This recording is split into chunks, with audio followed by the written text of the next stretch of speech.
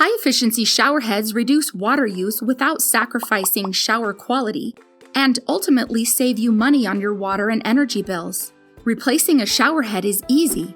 After you choose the showerhead that's right for you, you'll need to make sure you have Teflon tape, an old toothbrush, a small towel, and an adjustable wrench to get started. Begin by unscrewing the old showerhead from the showerhead arm by turning it counterclockwise. Now, using an old toothbrush and small towel, thoroughly clean and dry the threaded area of the showerhead arm. Your showerhead is universal and made to work with both internal and external showerhead arm threads.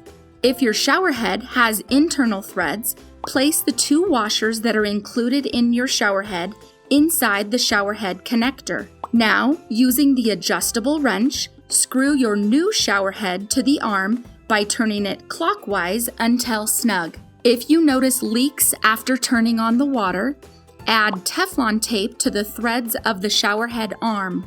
As easy as that, you're ready to start saving water and energy with your new high-efficiency showerhead.